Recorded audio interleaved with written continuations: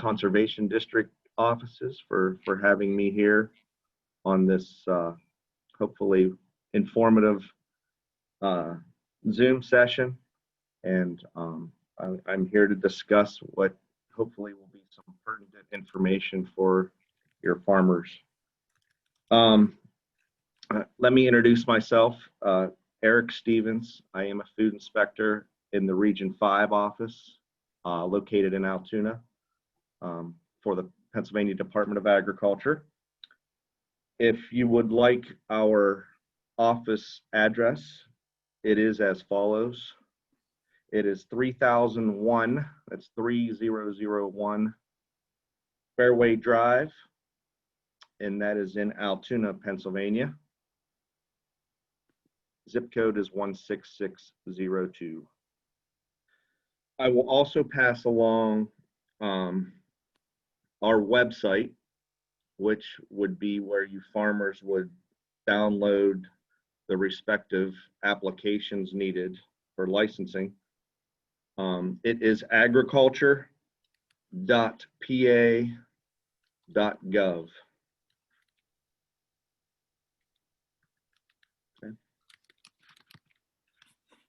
Okay, so I think today what I will be mostly referencing and talking about will be the sale of beef and poultry. Those are usually the two most common ones that we see in our area. So I will start talking about beef first of all, and it's pretty straightforward. Any freezer meat product, whether you're going to sell it on your farm or at a farmer's market, that animal must go to a USDA inspected facility where slaughtering and processing will be done. Let me talk about a couple acronyms. I should have stated this earlier. I work for PDA and not USDA. Okay, difference. PDA is state, USDA is federal. So back to taking your animal to a USDA inspected facility. That is where the kill or slaughter and then further processing will be done to your animal for retail sale. Pretty straightforward. No other way around it. It has to go to a USDA inspected facility. As far as selling your product in PA, you would have to fill out the pertinent application that would be needed, depending if you just want to sell your products on your farm or if you want to go to a farmer's market. If you intend to go to a farmer's market, we would give you what is called a mobile food license. Okay, so you could go to a farmer's market in State College, you could go to Altoona, you could go to Boalsburg, Huntington, it's mobile, so you can go to as many farmers markets as you like. If you're just selling on the farm out of a freezer, we would give you a retail right at your house or at your farm. Inspect your freezer, make sure it's got a working thermometer in it. We would talk about those things when we would come out for licensing. As far as labeling of your packaged product, once your animal has been slaughtered and processed, we would want to see on your packaging, your label, name and address of your farm. We would want to see safe handling instructions. And a lot of that most likely would probably be built into your whole processing fee and so forth from the USDA facility. And maybe not. I believe you could get safe handling instructions You can get samples of those online even. And obviously the big thing is we want to see that bullseye stamp that has the USDA establishment number on it, which we all have seen.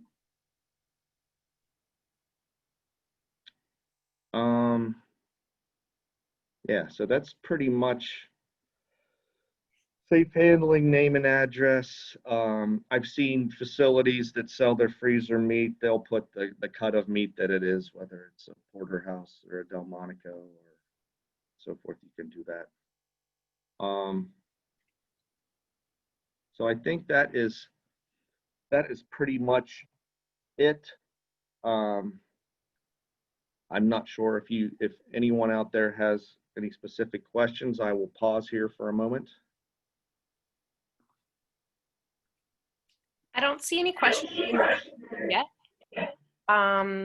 But I have a question. You mentioned if you get the retail license, you would come out and inspect the freezer and check for a few things.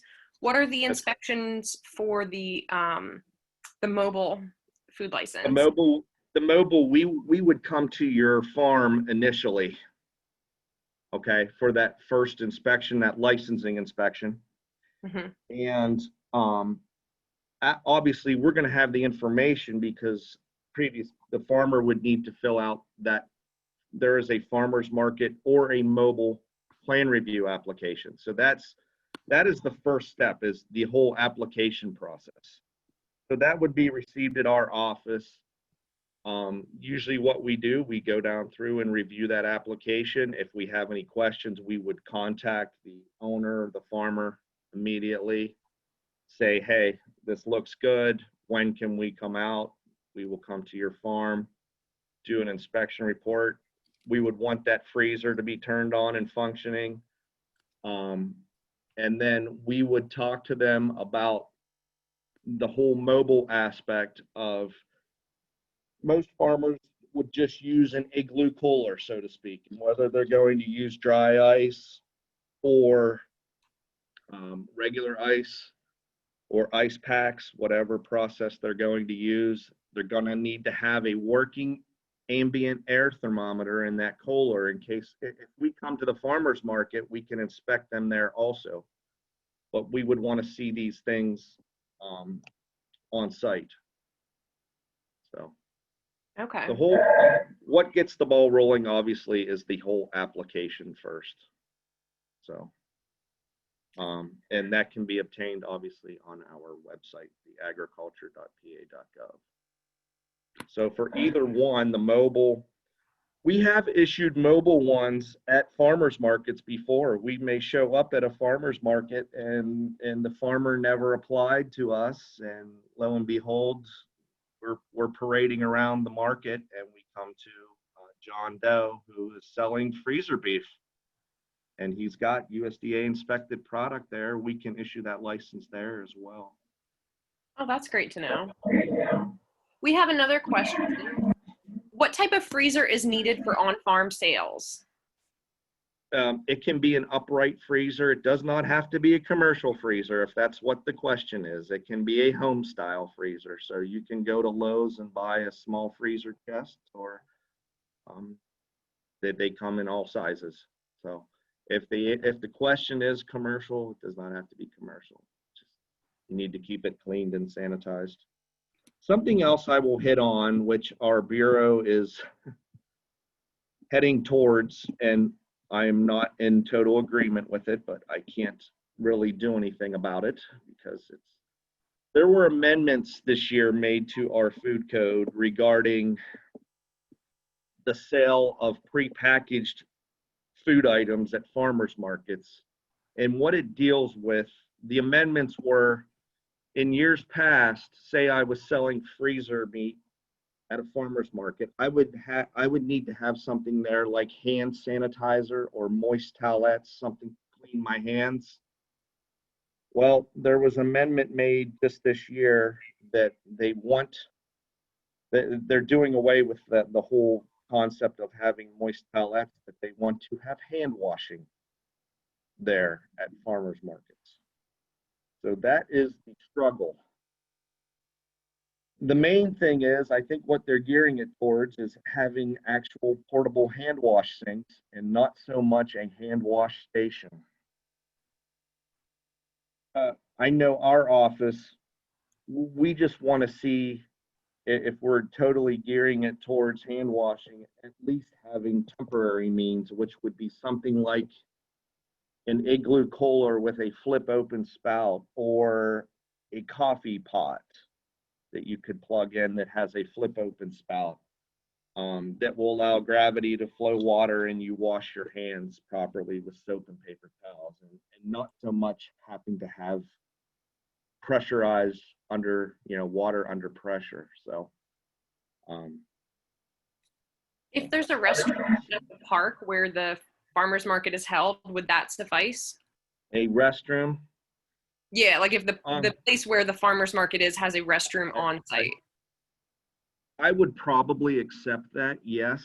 And something else, usually at these farmers markets, we tend to have vendors that are doing food prep. So they are most likely, there would be a hand wash sink on site. And if they're willing to share it with those vendors that are selling prepackaged things, we would definitely accept that.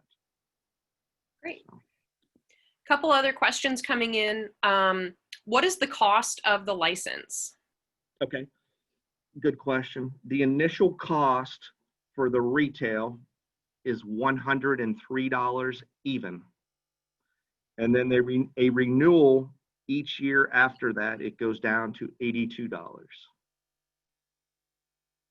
So that initial 103 would be taken at the time of the licensing inspection. And then we submit that check. The official license gets sent in the mail once that check is processed. But you are approved at that time of inspection. So hopefully that answers that. Great. And one more question, back to the freezers. Can the freezer be located in the person's house?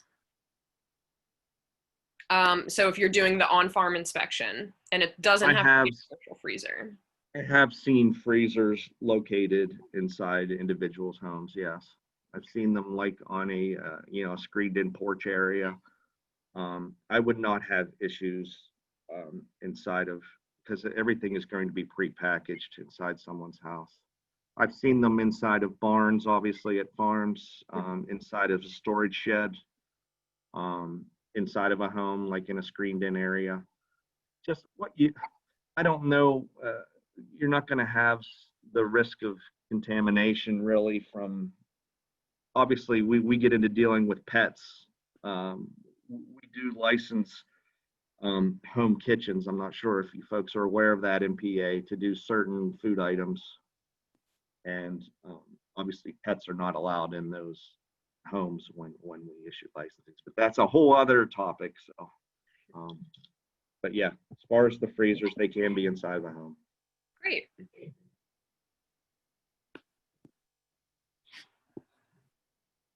Any other questions regarding beef sale? I don't So see really that bullseye, like I said, we don't want to be at a farmer's market and something not under USDA inspection. We obviously do not allow a custom kill, which you farmers are aware of that. You take your animal for slaughter to custom and you get that meat back. You can eat all that meat that you want at your residence. You just can't sell that. Okay.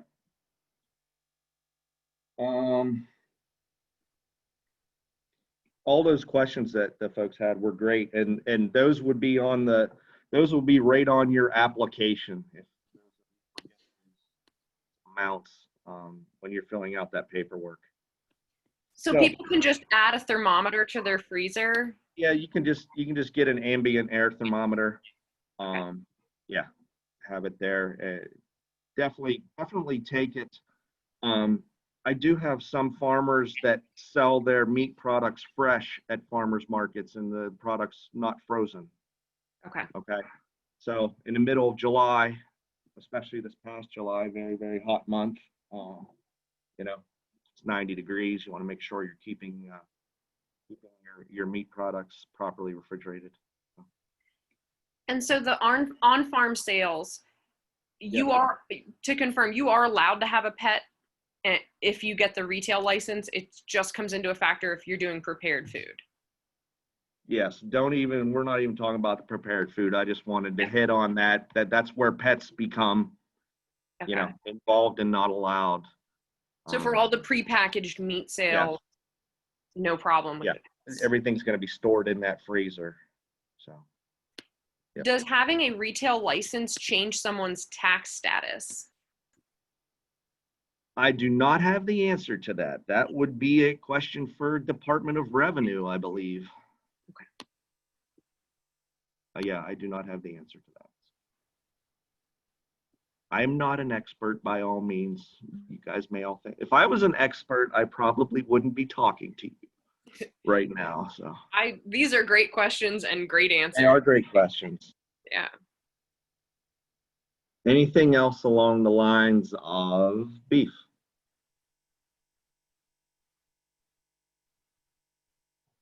Okay. All right, so we will now jump into chickens. Okay. Very, very common. Keep in mind what I am going to be referring to here is the poultry exemption, okay, which USDA has for 1,000 birds or less. Okay. I have been doing this 15 years, and yes, I do have a handful of farmers that do chickens. First line, when we get contacted regarding the kill and sale of chickens, is the farmer must notify USDA, which is not me, to inform them that they have 800 birds, 30 birds, whatever it may be. I do not know if USDA still requires them to fill out paperwork regarding they would be exempt from USDA with the whole poultry exemption. Like I said, 1,000 birds or less, that is the key. If you are over 1,000 birds, then USDA is going to give you information. So first thing, you would contact USDA and their FSIS department, which is their food safety inspection. I think that's what that stands for, that acronym. They would determine your exemption category, so to speak. And they would say, well, Pennsylvania is involved in the 1,000 birds or less exemption. And then that's where we would become involved. So if you are a farmer and you want to retail your chickens and you fall under that 1,000 birds or less, you have two options. Take your birds to a USDA inspected facility, same that you would do for your beef. Go under the slaughter and processing, packaging and bullseye. Or your second option is you can kill your own birds on your own farm or property. And then that is where we at PDA would become involved with the inspection process. Okay? So those are the two options. So let's talk about, we'll start from the beginning. You're applying, you've got less than 1,000 birds and you're wanting to do it on your farm. The whole killing, slaughtering, processing plucking, scalding, all of those steps. So when you apply, if you are on non-public or well water, you would want to get your well tested for coliform bacteria and nitrates, because you're going to be using your water source along your process. Okay. Secondly, an entirely different application that you would need to download and fill out from our website. And it would be a food establishment application. Okay. We are going to categorize, if you're doing it on your farm, you would be a processor.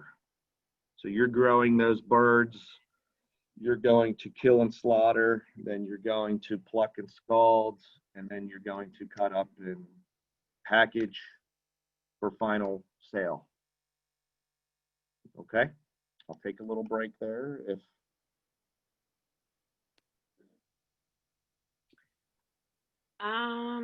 Yeah, the only question is about with the freezers, can you, if everything's prepackaged, can you mix like beef, pork, any other things in that freezer?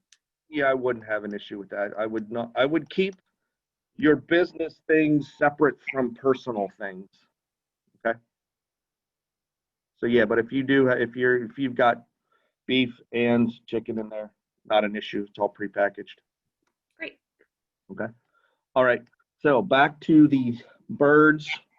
I went over the application part. What specific application would need to be filled out. You would get your water testing done. Send that all into our regional office. And then let me talk about. We'll start with the kill and slaughter part of the birds. That may be done outside as long as you've got a solid floor and overhead covering.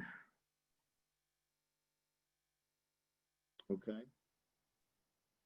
Once the, I guess the plucking and the scalding, once that initial, once those few initial steps are done after the kill and you go to further process, that must be done inside an inspected building with floors, walls, ceilings. Okay. So the kill and slaughter,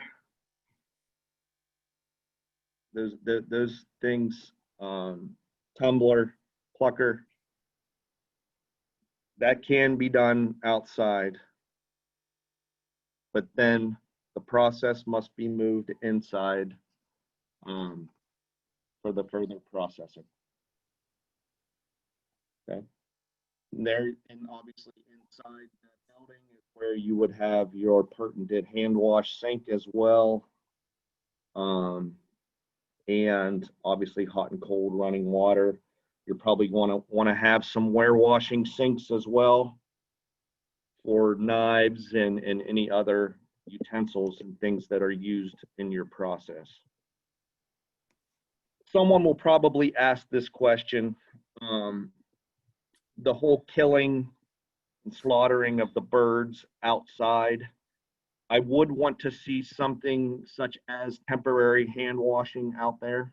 Okay, not so much of having plumbed water outside. I know what a struggle that can be with water lines freezing and so forth.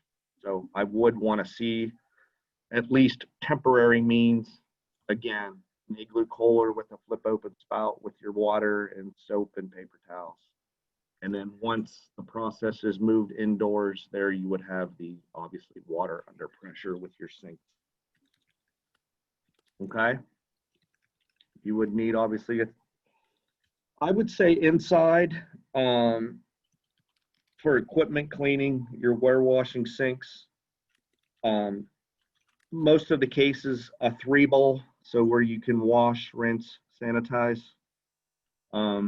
There are certain times where we can approve less than that, depending on the amount of items needing cleaned and sanitized. Show me what your equipment is. So we'll go next to labeling. This is very important because of the poultry exemption. And I can never remember the exemption off the top of my head, so I have my reference sheet here. So on your finished processed chicken that's going for retail sale, whether they're at your farm or you're taking it to the farmer's market, on your label, obviously, you might want to put something as whole chicken, address, name of your farm. How about a slaughtering date? Okay. And this is the very, very important part. The exemption is P as in Paul, L as in Laura, 90-492. So if I'm at a farmer's market that maybe is outside of my jurisdiction, and John Doe has his chickens there, and we open the cooler and I see that exemption code, I know that he is 1,000 birds or less. Okay, so that's very important. The PL 90-492. And lastly, safe handling instructions, just like you would have on your beef products.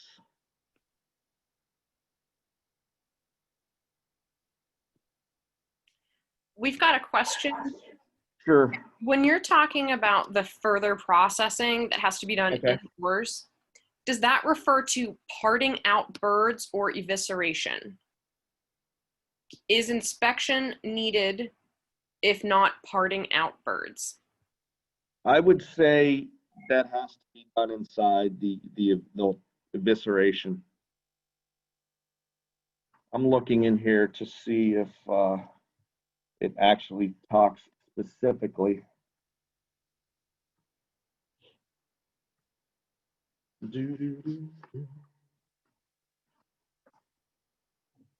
Yeah, it just says when talking about the slaughtering, like I said, it can be done outside. As long as you've got overhead protection and a solid floor. Further processing, it doesn't actually state evisceration, but I would believe, all right, so outside, you're going to have your things like your cones where you would do the bleeding out. Then you'd have your scalding vessel and defeathering. That's all that it talks about outdoors. Okay. And it's in bold print that further processing has to occur inside a processing area. So I would say the further evisceration would be conducted inside. Okay.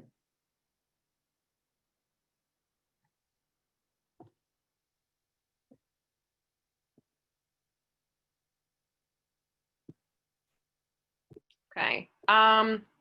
Did you guys get that? Yes. Yeah. So Okay. we have a question. With a retail license, can beef be delivered to a customer? Yes, a USDA inspected product, yes, can be delivered to a customer.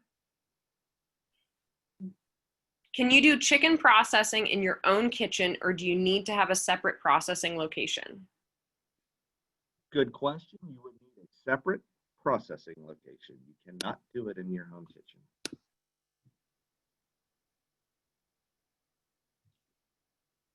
Excellent.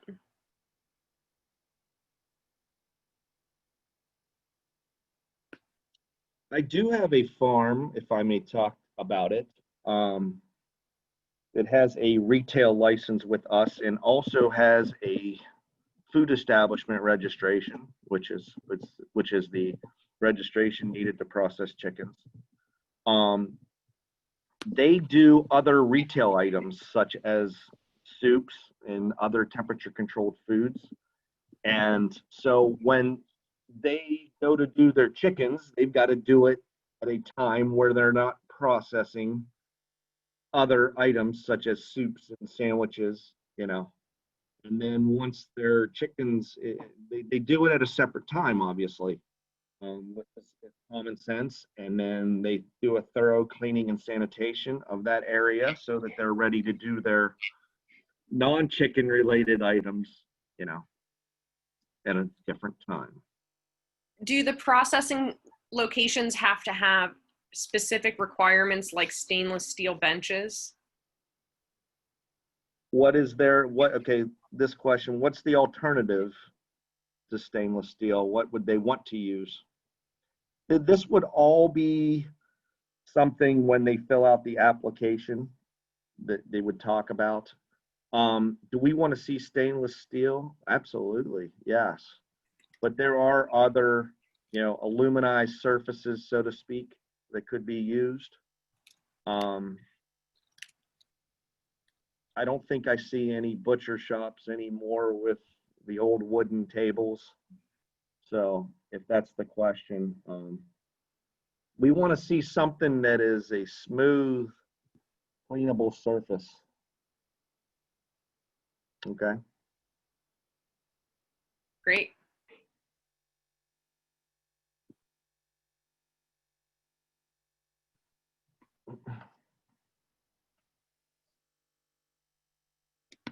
Okay, I don't see any more questions right now. Okay.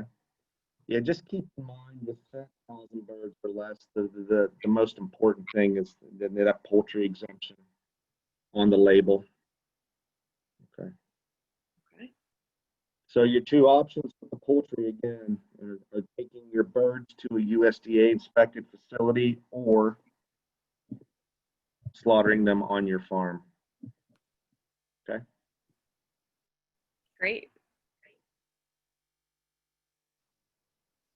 And something else I'll hit on would be on the application for if you were doing the chickens on your farm under the food processor registration, that fee is $35 per year.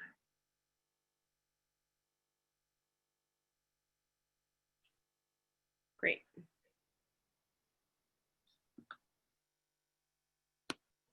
Okay. So if anyone has any last minute questions for Eric, I think he is going to stick with us for a little bit. So get those questions in if you have them. Eric, if that's everything that you had today, and if you're able to stick around and answer any more questions, that would be great. Otherwise, we'll turn things over to Jonathan. Okay, great. I will stick around here probably until maybe 11:30. Great. Thank you so much. Great questions, everybody. Thanks for having me, and those were great questions. And again, we do have reference material on our website, which I gave to you folks earlier in the talk, the agriculture.pa.gov. I will. One last thing before I do go. I work in 3 counties, so I don't know where all the participants are from, but I do have a portion of Blair, Bedford, and Cambria. So if anyone would like a specific inspector, if they're in Huntington County, Center County, but our regional office obviously covers 10 counties. So Beth has my contact information. I believe you at least, Selena, have my email. If a specific farmer can't get a hold of an inspector for their area, just reach out to me and I can get you that information. That'd be great. Thank you. Okay. All right. Thanks, folks.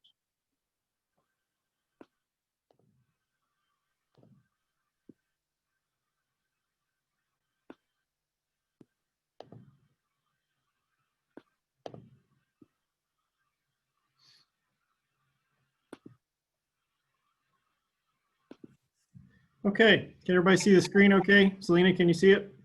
Yeah, it looks great. Okay, fantastic. So some of this will actually be a little repetitive from what Eric covered, and I'll be able to add some other options and answer some of the other questions that were maybe asked during his portion of this. This is primarily talking about red meat, but I'll also cover some specifics about other poultry regulations that are allowed, but only through USDA, not through PDA. So I'll try to clarify some of that as we go through here. So the real question that we need to ask ourselves is, do we need inspection? And whether that is from Pennsylvania Department of Agriculture or United States Department of Agriculture, Food Safety and Inspection Service. So you either have inspection or you are operating under some sort of exemption. And there are, for red meat species, beef, pork, lamb, goats, there are two exemptions. One is a custom slaughter exemption, which I'll talk about, as well as a retail exemption.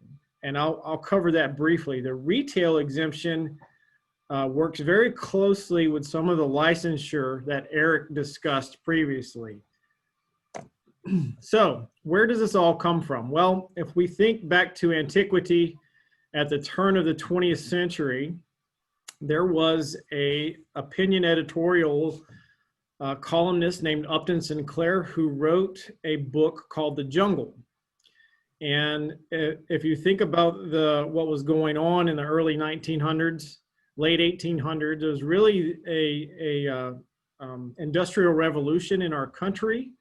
Most of all of the big industry was very mechanized, and the predominant packing areas in the Midwest that were trying to supply most of the East Coast at that time was centered around the Chicago packing district. So basically what this individual did was to write an opinion column to try to bring about the harsh working conditions for employees in the Chicago meat packing district.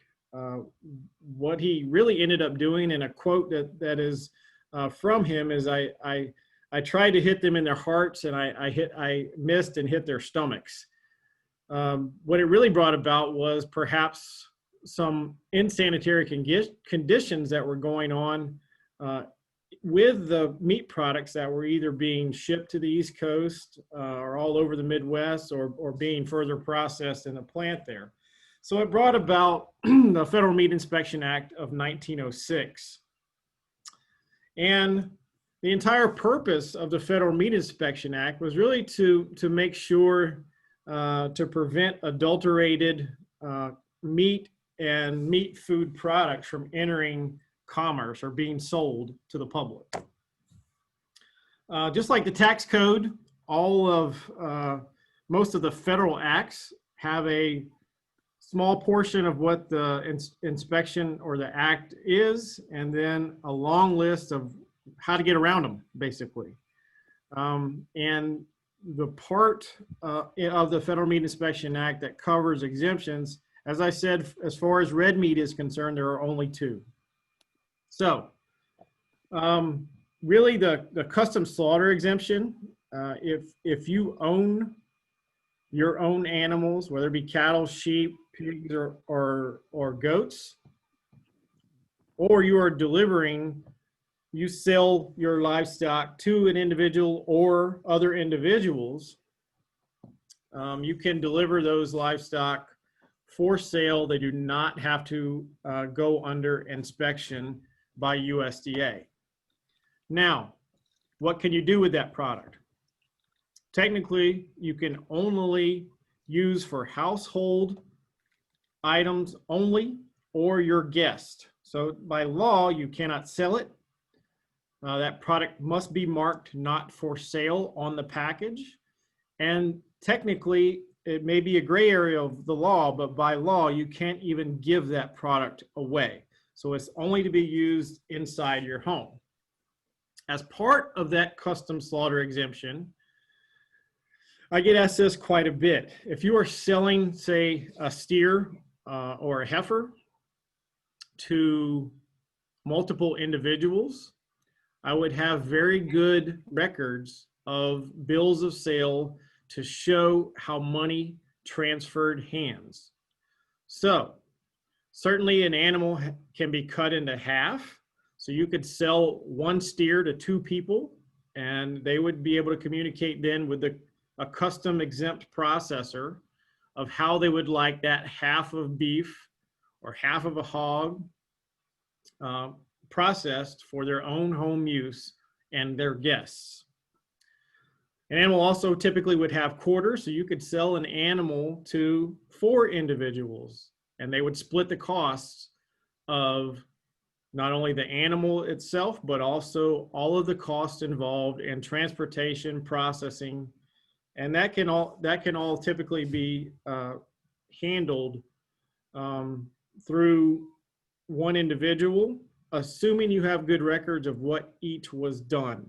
Okay, so it's really about how money changes hands with regard to being able to allowed to be operate under the exemption. But what about odd numbers? And this is a very gray area of the law, because there is no true definition of how many people can buy into an animal. So an example, a CSA or some sort of community supported agriculture program, you can buy meat shares where you have multiple people, albeit one entity through the CSA, but multiple people buying into one animal or 2 animals, and that's perfectly legal to do. Now, having said that, all of those custom slaughter exemptions technically are required. Now in Pennsylvania, not all of them do, but they are required to register with USDA Food Safety and Inspection Service. And in our area, that office is operating out of what's known as the Philadelphia District. So the Philadelphia District Office for USDA Food Safety and Inspection Service has all of Pennsylvania and all of New England except for New Jersey. New Jersey is actually located in the Raleigh, North Carolina district. Why? I don't know. Perhaps we don't like New Jersey very much, but that is just a joke.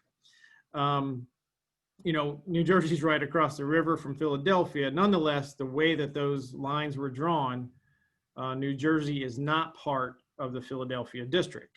So, all of these facilities that register with either USDA and or PDA for custom slaughter still must comply with the basic sanitation requirements as set forth by the Federal Meat Inspection Act. So, what do you want to do with your livestock? Well, in this scenario, I have a couple of scenarios there, and you want to sell your livestock to an individual or multiple individuals, and they actually take ownership. There's a bill of sale that occurs. You would be allowed to use either a custom exempt facility for your red meat species. So if you're raising hogs or sheep, goats, or cattle, you can use either a custom exempt facility or a USDA inspected facility. However, if you want to have your own retail shop or your own on-farm market or sell at a local or regional farmers market, all of that product must come from meat or meat food products that is from inspected livestock and carcasses. So the entire process must be done under inspection. And I've got a link there to the farmers market licensure page. If you want to jot that down, I can always make this presentation a PDF and send it out to Selena or Beth or Beth, and she can send it to all of you that registered for this. But I think Eric already gave you the agriculture.pa.gov website there. But that's the exact link to get to the farmers market license. Now, as far as having your own retail butcher shop, if you have a separate facility and you want to have your own retail butcher shop, one of the big bottlenecks right now with the pandemic is the ability to store carcasses have them aged for multiple times depending on what each individual wants. And as long as that animal was slaughtered under inspection, there is the mark of inspection, or that circle that says US inspected and passed and shows the establishment number that Eric mentioned earlier. On those parts, quarters, primals, what have you, you can actually take those primals back to a retail butcher shop, cut steaks, grind beef in a PDA inspected facility operating under a retail exemption. So you still have to register with USDA under a retail exemption, and you also have to have licensure through PDA for that retail butcher shop. Okay, and that again, that license is a little bit different than what the farmers market license might be because of the mobility there. This would be a brick and mortar building that is a separate entity from potentially from your farm. So that this is different from having or selling freezer beef on an on-farm market. That is a different license. Okay, and Eric already covered that quite well, so I can answer questions about that. But as far as that retail exemption goes, you can further process that product. You can make fresh beef, pork, lamb, goat cuts. You can make ground product. You can make bolognas. You can make other value-added items that may be cooked or smoked. And all of that by operating under a state retail license. But again, that facility that is a retail butcher shop must comply with the minimum sanitation requirements set forth in Part 416 of Title IX of the Code of Federal Regulations, as well as complying with the Pennsylvania Food Code that is adopted. Okay, and that changes on about every 2 or 3 year basis. So as part of that inspection through PDA for your retail license, there are potentially other sanitation and licensure requirements. For example, having someone being ServSafe certified as a ServSafe manager in that facility in order to be able to operate. Now, some of you may have heard about state inspected. Pennsylvania does not have a state meat and or poultry. And the reason I say and or is because some states have only a meat inspection program. And we have not had state meat inspection since the late 1960s through the early 1970s and up to today. Why, might you ask? Well, it is very expensive to run a state inspection of meat and poultry. And with the passing of the Wholesome Meat Act of 1967, many of the what are now custom slaughter facilities were not able to comply with the requirement for a state meat inspected facility to be equal to a federally inspected facility. So the state at that time made the decision to disband or no longer fund a state meat inspection program. Okay, so all we have in the state of Pennsylvania is either operating under a custom slaughter exemption or a retail exemption of the Federal Meat Inspection Act in order to sell meat products. Okay, so if you're operating under that retail exemption, again, it requires PDA licensure, retail license, and that, again, that inspection is very similar to what a restaurant inspection might be. So we have a question. Okay. The animal has to be slaughtered at a USDA inspected facility, but then it could be cut up at a PDA licensed butcher? That is correct. So you can have a cut and wrap facility that has a retail license through PDA, and certainly you're going to have prove to PDA that you have controls in place that that meat came from an inspected source. So that the livestock was slaughtered at an inspected facility. There's paperwork associated with that, and on the carcass itself, there will be stamps that show the circle. It says U.S. inspected and passed in edible ink, and clearly shows the establishment number where that product came from. That is perfectly legal to do under the retail exemption. You cannot do that if you're only selling freezer beef on your farm, or if you're wanting to do that at a farmer's market, because those products have to be cut and packaged under USDA inspection as well, because they are potentially, the licensure is very different, number one. Number two, with regard to the farmer's market at least, you now have a mobile license, so you're transporting product in commerce that potentially does not have the mark of inspection on it. So that's why that is illegal for farmers markets and on-farm markets. But if you have a stationary brick and mortar retail butcher shop, you can take whole carcasses, quarters, primals, subprimals, as long as it shows where that meat came from and that it was slaughtered under inspection. You can further process that in your retail butcher shop, brick and mortar shop, without USDA inspection, but with PDA inspection. If that's the case, how must the carcass be transported? That is a fantastic question. It's a gray area of the law. PDA might have specific requirements on that. I'm not aware that they do. Certainly you would want to make sure that that product be under cover and be able to maintain refrigeration such that that product remains cold. And by cold, I would say at least less than 50 degrees Fahrenheit, preferably less than 40 degrees Fahrenheit. Other questions? Okay. That's all we have right now. Great, keep going. Thank you.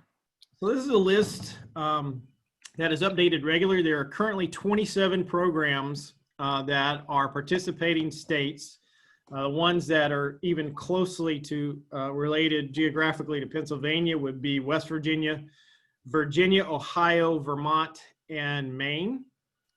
And so some of you may have heard what Maine allowed during the pandemic to facilitate trade with maybe some of those custom exempt facilities. Now, having said that, and if you're wondering why we weren't able to do that in PA, number one, we don't have a state meat inspection program. I'm not arguing for or against it at this point. I'm just saying we do not have a state meat inspection program. So we did not have the state authority to be able to go into some of these custom plants and say, can we have you apply for an emergency inspected license per se, have our inspectors come view all of the slaughter process and have you comply with the current paperwork that is allowed. Now, having said that, state meat inspected product for those states that you see on this slide are only allowed to sell red meat or poultry in those states. You cannot have this product cross state lines, period. So there are advantages to state programs and there are major disadvantages to state programs. The primary one being the millions of dollars it costs, especially in a state as large as Pennsylvania, to be able to operate a state meat and or poultry inspection program. So if you want to sell your own livestock to local or regional restaurants, further wholesale through a distributor, or maybe smaller grocery store chains, again, the livestock must be slaughtered at an FSIS facility. The carcass must be processed under USDA FSIS inspection as well. And that product or package or box, somewhere on the box, must bear the mark of inspection. And if you're wondering what that circle looks like, here's an example of what should be on that package or box somewhere where it says U.S. inspected and passed by the Department of Agriculture. I will tell you that the poultry mark of inspection does not look like this.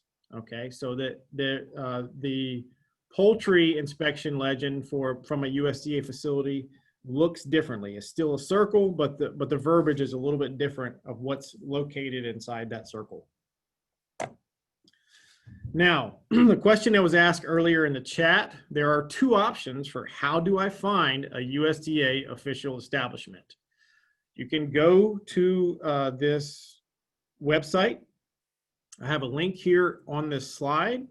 However, I find it a little more difficult to navigate the website as opposed to if you have access to a smartphone, downloading the smart application either through Google Play or the Apple iStore. So that little blue logo with the individual is what you would be looking to download. And if you just go to whatever smartphone you have, whatever app store you have or Google Play, if you search inspection directory or meat and poultry inspection directory, you're going to come up with that symbol. You can download that and then use it. So if you know the name of a particular establishment, you can open that application, click on search by name. And in my search this morning, I just typed in PENN, and the first thing that came up was Penn State Meat Lab. So where I am here at State College, we are a USDA inspected facility. Once I click on that, it'll show you all the information you need to be able to contact whoever you are trying to reach at that particular establishment. Now, I'm only doing this for example purposes. Here at our facility, we have a closed system. We do not slaughter outside private livestock. We only slaughter as part of our teaching, research, or extension programming that we host here at the university. And since we do not have state meat inspection, we want to be able to have federal inspection for what we choose to do in order to recoup funds and costs of our programming here on campus. There are a couple questions out there. I saw something come through the chat. I was just letting everyone know, I'm going to send everyone an email with a link to the recording. So I'll include those links so they can just click right on them. So if you're out, you don't have to worry about writing those down, and a copy of this PowerPoint so that they have it. Yep. So that'll be the links from PDA and the ones you provided as well. Great. So if you need to search by location, you can type in you click on search by location, type in Pennsylvania. Actually, it's just a pull down menu and scroll down, click on PA. And in this instance, I just typed in Huntington as a city.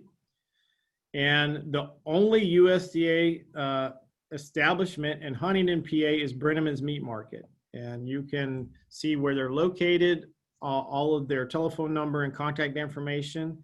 And then below the grant date. So that means that Brenneman's went under federal inspection or USDA Food Safety Inspection Service inspection on February 24th, 2011. So almost 10 years ago, but not quite. And it also says type of establishment, and there's a lot of items listed there. When Brenneman's applied for their grant of inspection through the Philadelphia District Office, they told Philadelphia all of the processes that they would be doing. So that's what's called type of establishment. So if you also want to search for type of establishment, you can click on type of establishment. And what I've done is click on slaughter only. And I put in location and then typed in just Pennsylvania. So the entire state of Pennsylvania has 97 federally inspected meat establishments that slaughter.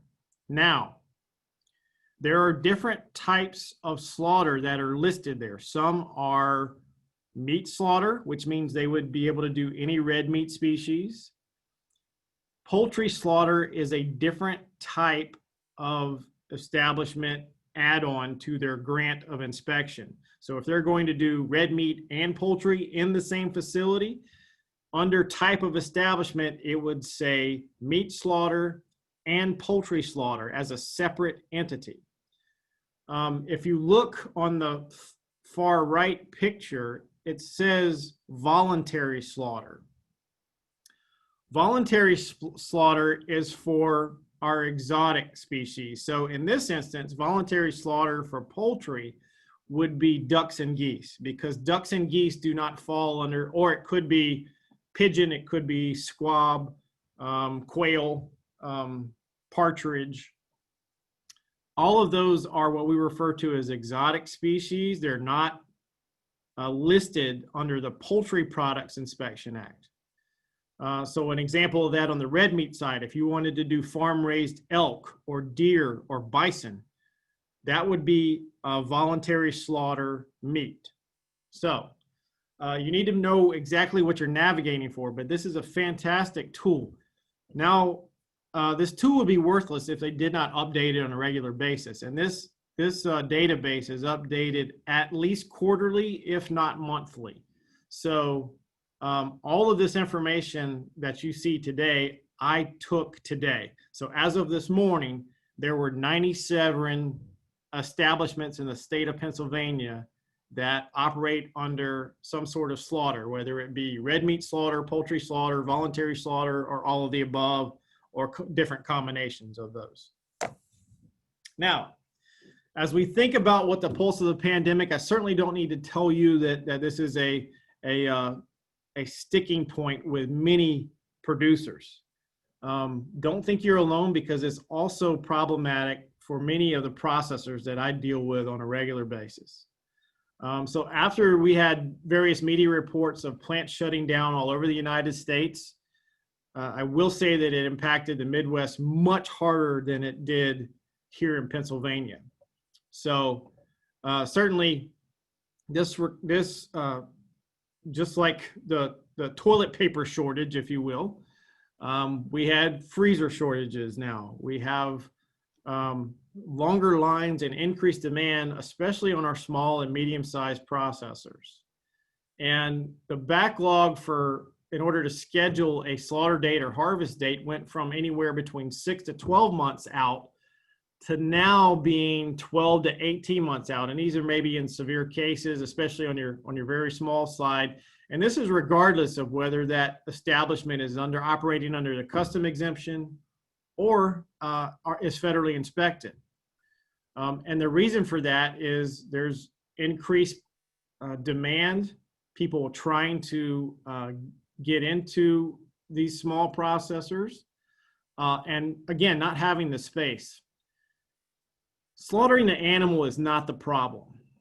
That is the easy part in all of this. The most time-consuming part is the variability in storage space with the variability in various sizes. I'll just use cattle because it's the most problematic. Some cattle may be 12 to 14 months old. Some may be 24 to 30 months old by the time they go to harvest, or even older, depending on what you're trying to do with that particular animal and where that animal was in the production or marketing scheme. So, as I said, if you have several producers and all of them have different requirements by the processor for how long they want that carcass to hang in a cooler, that ties up a huge amount of space for a very long amount of time. And it takes about twice as long to be able to cut and package that carcass as it does to get that from a live animal to into a cooler. Okay? So when you think about that, that is the true bottleneck in all of these processing situations. Not necessarily the fact that there's not enough processors, but there's two items in my opinion. One, the variability in space and size of the carcasses that are being hung, the length of time, and the amount of skilled labor those individuals have to be able to process and further process all of these carcasses for various scenarios. Now, I will say, because of this increased time, we certainly need to maybe rethink and retool our production schemes and plan accordingly. You wouldn't build a house without first drawing something on a piece of paper or hiring an architect to draw up some blueprints for your construction firm or those building the home to look at and go off of. And production is no different. So I would say it's more problematic in hogs because of the shorter time frame, and it's much harder to slow pigs down once you have them on a particular trajectory for finishing. So cattle are a little bit easier to maybe work in this, but my point in saying that was, don't wait until 1 or 2 months out to start having that conversation with a processor. Start calling them now for next year at minimum. So this is not going away anytime soon. And I don't have a short answer for fixing this in the short term. Certainly, having state meat inspection also doesn't solve this, because, again, those facilities must meet the minimum requirements for USDA inspection, which means they have to be equal to a federally inspected processing plants. And the reason most of these operations that are operating only under a custom exemption are doing so because they don't want an inspector in their plant telling them what to do, or at least having that feel of telling them what to do with the us versus them mentality. I'm not saying it's that way, but that could come off as the feel there. Now, Eric mentioned something earlier about, having licenses for creating certain foods at home and in their own home kitchens. Now, I'm going to also touch on this briefly. Those are really under what's known as the cottage food laws. It does not apply to meat and poultry, period. If you hear of this, you can't do it if you're wanting to sell meat and poultry products. It is not possible. Take-home message is, if you want to sell meat, red meat from cattle, sheep, hogs, or goats, that livestock has to be slaughtered at a federally inspected facility. Your other option is to operate under one of those exemptions, which would be a custom exemption if you're selling the live animal, and then someone else is taking ownership of that animal and taking the meat back for their own home consumption. And then the retail exemption, where at least the livestock must be slaughtered under inspection, but perhaps processing and further processing could be done in a brick and mortar retail butcher shop that is licensed by Pennsylvania Department of Agriculture. Now, I'll leave you with one final note, and that is, in 2017, the House of Representatives introduced Bill 2657, and it is known as the Processing Revival and Intrastate Meat Exemption Act, meaning that if you are going to, what the premise of this is, it basically returns all of the burden for food safety and animal wholesomeness back to each state, taking it away from the federal government, in essence, moving back in the late 1800s, early 1900s, if you will. The goal is to provide greater access to producers to slaughter their livestock. And that bullet point I support. I would like to see greater capacity being offered to you as producers. However, this act wholly disrupts entirely our food safety practices and premises and disease detection that we have been operating for over 115 years. Let me say that again.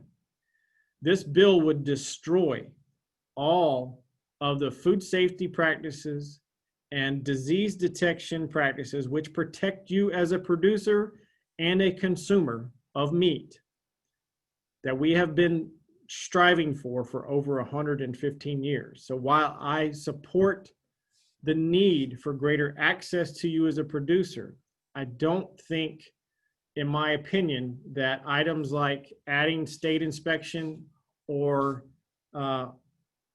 revival acts are the way to go. Now, I'm going to stop sharing and we can just have a discussion and conversation. I'll answer any further questions that we have. I have one more piece to talk about from the poultry perspective, but I'll stop and see if there's other questions about what I just mentioned. I don't see any questions in the chat. I did have to hop away for a second and answer a phone call. So if I missed your question, please type it in the chat. If you want, I can also unmute everybody. Would you like me to do that? Yeah, I think that's be good to do. Sure. Okay.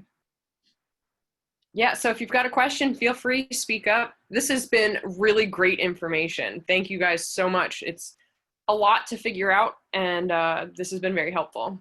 Yeah, it is a lot to figure out, and I will clarify a couple of things on the poultry slaughter exemption. There are more than one type of poultry slaughter exemption. However, Pennsylvania only recognizes the 1,000 bird limit. So that is 1,000 birds processed. You can have 20,000 birds on your farm, but you better have good records of how many birds you harvested and sold. Okay, that's number one. If you want to operate under one of the other poultry exemptions, there are three really that would apply. You must be a producer grower. So in other words, they must be your own birds. You can't go slaughter other people's birds. You can operate under a USDA exemption for up to 20,000 birds per year, but you are now under USDA's purview and registered through USDA, not through the Pennsylvania Department of Agriculture. And there are a couple other exemptions there, but here's the kicker, what people like to try to, fit best for what's for them. You can only operate under one exemption per calendar year. Okay, so you can't pick and choose which exemption you're going to operate under for what best fits you at that particular month, time, what have you.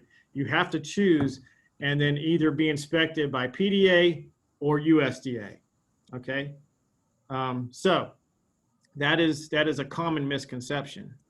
Eric did a good job of covering the PL 90-492 that is required on that label. He also mentioned something called the safe handling label, but that safe handling label is different for poultry than it is for what's required, say, on your farmer's market package or your freezer beef package on your home on-farm license. Okay. So let me say that again. That safe handling label is different. The wording on that label is different. It may look exactly the same, but at the very least, it says on there that this poultry product was not harvested under USDA or it was not harvested under inspection, or some verbiage to that effect that is different from what is on red meat products that you are selling either as freezer beef as your on-farm market or at a mobile farmer's market license. Okay, so that I wanted to clarify a little bit, which is quite different. But again, you can't operate under the 1,000 bird exemption under PDA and then call up USDA and say, hey, I also want to apply for a 20,000 bird exemption. Can't do it. Now, regardless of whichever exemption you're operating under, you can sell that product anywhere you want to in the state of Pennsylvania. You can sell it to restaurants. You can sell it to at your farmer's market. You can sell it at an on-farm market. You can sell it to local grocery stores. You could sell it to big box stores within your state. What you can't do with it is sell it across state lines. It's illegal to do. You also can't make further processed product. And what I mean by that is ground product. So you can't make ground chicken. You can't make chicken sausages. You can't make cooked product. You can't make stock. You can't make stews or soups out of that product. You can only do whole, fresh carcasses or cut up pieces, leg quarters, thighs, boneless, skinless breast, wings. Those would be your limitations for what you can do to that. Now, it may be tempting if you have turkeys on your farm at Thanksgiving to sell, say, fresh dressed turkeys as well as smoked turkeys. You cannot smoke turkeys under that PL 9492 exemption. It is illegal to do, and you might not get caught the first few times, but as soon as you do, you're going to have an each instance charge to deal with. So it's not worth it. You can certainly buy inspected turkeys, and if you have a retail exemption license through PDA, brine and smoke those birds from an inspected source, but you can't do it on birds that you slaughtered under an exemption, period. Other questions or comments? That's really helpful to have that clarification. How can you go about selling the smoked turkeys the right way? Hopefully the walking through the exercise of how to find and inspect a facility was useful. I get asked that question quite a bit. I also have a list. It's not as accurate as it could be, but I will send that out of all, at least to my knowledge, all of the custom and inspected slaughter facilities in our state. Some of them may no longer be in business, but most of them should be. We are also in the process, as part of our extension group, creating a clickable map of the state of Pennsylvania of all these facilities. It is very time consuming and challenging to do. Why? Because although those custom exempt facilities are supposed to register with USDA or PDA, not all of them do. And because they're not selling product, it's a gray area of the law. They're only providing a fee for service, similar to, say, what a deer processor might be doing. And it's very difficult if they don't register to know where they are and what they're doing. And if they're, as long as they're not selling product, technically they're not breaking the law if they're handling their waste appropriately and not providing a hazard to the environment by the methods at which they're doing. Now, Eric, as a regulator, may disagree with me on that, but certainly it might be nice to have them register with either USDA or PDA, but it doesn't mean that they're going to. Speed limit on I-80 is 70 miles per hour, but people pass me going much faster than that all the time. So we have another question coming in. Is there a difference in the inspection and licensing required for selling whole birds versus parted out birds under the 1,000 bird exemption? No. Parting out the bird, packaging the bird is further processing. So that's one point we need clarification on that I actually disagree with Eric. I think the evisceration up to chill would be termed processing. So slaughter, scalding, picking, evisceration, all is processing. Once that bird is chilled, packaging of whole birds and cut up, in my opinion, is further processing, but we would need further clarification for that from somebody well above my pay grade. So that's really the only part that we would disagree on, but the licensure is different whether you're packaging birds or cutting up whole pieces. It still can all be done under that exemption. Eric, you agree with that? Yeah, and I know, going back to that question about eviscerating is not even part of these regulations that we have here, as far as when does the whole process get moved indoors. And so yeah, I agree with you. And I don't have too many of these 1,000 birds or less in my area. So yeah, the whole poultry exemption, that 1,000 birds or less, is just a very minute portion of what we regulators are doing. The retail world is what consumes us on a daily basis, even though we are in warehouses and people's homes and beer distributors and but yeah, I would agree with you. Yeah. So I saw a question that says, is the 1,000 bird limit by year? And the answer is yes, by calendar year. So every January 1, that starts a new calendar year. So if you start right now, you have from now until December 31st to get your 1,000 birds in. And January 1 starts a new year. But hopefully we actually have winter this year and you won't be processing birds outside in January. But you might be. Please clarify the 1,000 birds, because at one point I thought it was said it was 1,000 birds each time that you slaughter. No, it's Okay. 1,000 birds per calendar year. Okay. So there's about 6 different exemptions under the Poultry Products Inspection Act. Again, the only one that PDA recognizes is the 1,000 bird per year, 1,000 bird per year limit, period. Again, you can have more birds than that you have on your farm. For example, if you have layers and you're also growing broilers and you have 4,000 birds on your farm, have good paperwork of the fact that you only slaughtered 1,000 birds and you packaged them and what the pack dates were and how many kill dates I had in a calendar year and how many birds I did each time. If you can prove it, if you can't prove it, it never happened. Then you're in, in a he said, she said scenario.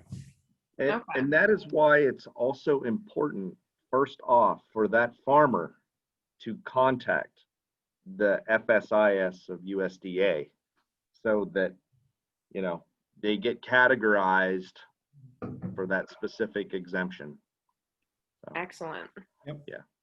What Thank happens you. during That's that great. process?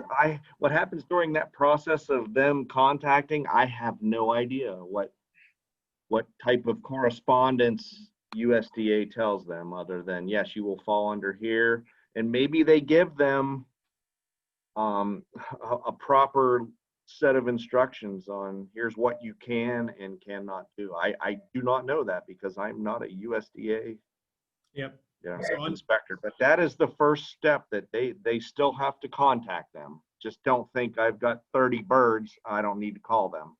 Mm-hmm. So. We've got another question. What are the best methods for disposing of waste? That's a question for Jonathan, probably. What kind of waste?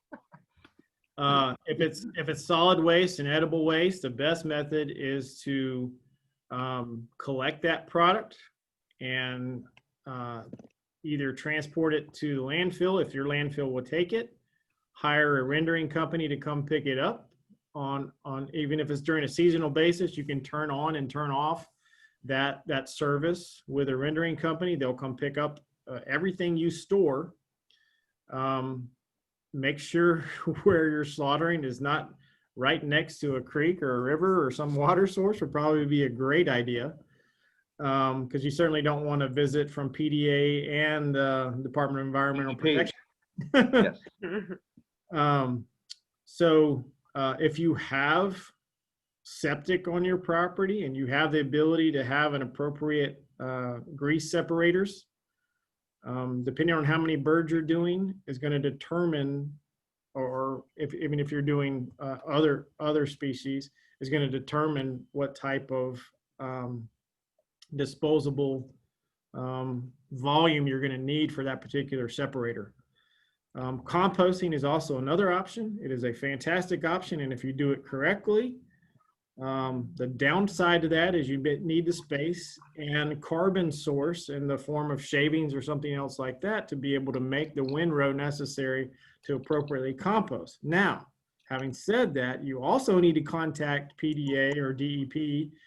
I believe it's DEP for, depending on, well, it may be both, depending on what type of license. And I'm not a composting expert, so I will defer to my colleagues in Extension that have a lot more expertise in that. But there are multiple licenses for composting even, because it depends on whether you're doing your own animals that you own, or you're doing commercial composting where you're taking sources of organic material from all over and composting that. Those are different licensings because the risk is different. You're now potentially transporting dead stock, for instance, or parts and edible parts through a municipal area, on an interstate, on on a US highway, on a Pennsylvania highway. And all of that is where some of the licensure comes in and the risk is evaluated. So those are the best ways to deal with waste.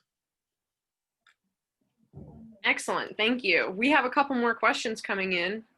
What are the regulations for rabbits? Great question. Rabbits would fall, at least in Pennsylvania, rabbits would fall under the 1,000 bird exemption, very similar to what the 1,000 exemption is. I'll let Eric expand on that. I missed that question. I'm sorry. Rabbit slaughter. How do you guys view rabbit slaughter? The rabbit slaughtering I have information actually right here in front of me in case that question was going to be brought up. I've been doing this 15 years and I do not have anybody doing rabbits. So, I can go down through this if you folks would like me to. Do you have some fact sheets that you could send us? Yes, actually, the rabbit and poultry, like the processing requirements, it's only like maybe a 7 or 8 page document, and I could email that to you, Selena or Beth. And it strictly talks about rabbits and poultry. So That would be great. okay. You never know with some of these farmers what they want to do. So It's good to diversify, right? that's right. But yes, I can easily pull that off and forward it in an email to you guys. Excellent, thank you. I have never one time in my 15 years here read through the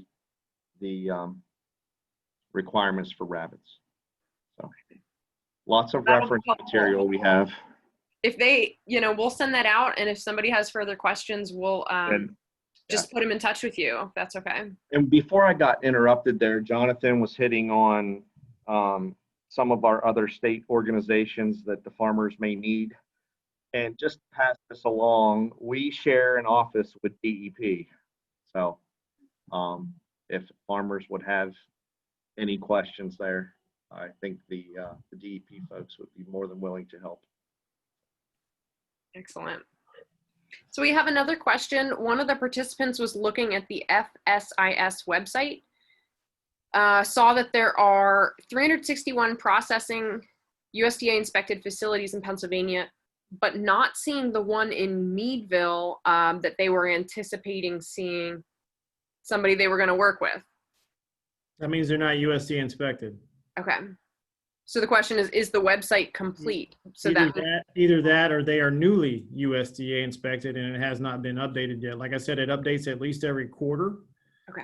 And that number 361 is total number of processing plants, not those that slaughter. There are only 97 plants to date, right now, today, that at least it's updated, that actually do slaughter.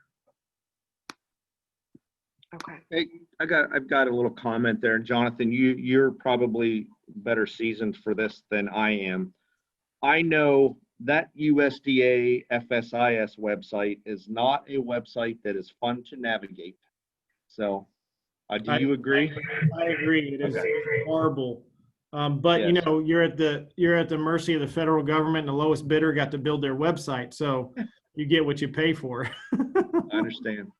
So is that where you recommend using the apps instead of the website? I like the app much better. It's much easier to navigate, and you can tell they put a lot more money into it. The website goes to a database that you can download either an Excel file or a PDF document, and it is a nightmare to try to navigate through. If you're an Excel whiz, which I am not, I know enough about Excel to get me through what I do with it. But it is very difficult to sort and navigate through. Good question. Yeah, we're fortunate enough here in our regional office that if the USDA question pops up, we've got a contact name that works out of the Pittsburgh office, district office. Yeah, they're busy just like everybody else, but usually they get back to us in a timely manner instead of trying to fish through the website, that USDA website.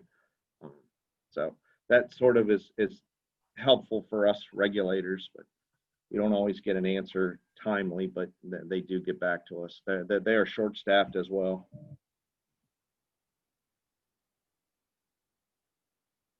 Excellent. These are great questions. Do we have any more? I don't see any more on the chat, but just give it another couple minutes here if you have any questions. We're going to be sending out a ton of follow-up stuff. It might be a little overwhelming, but this is excellent information.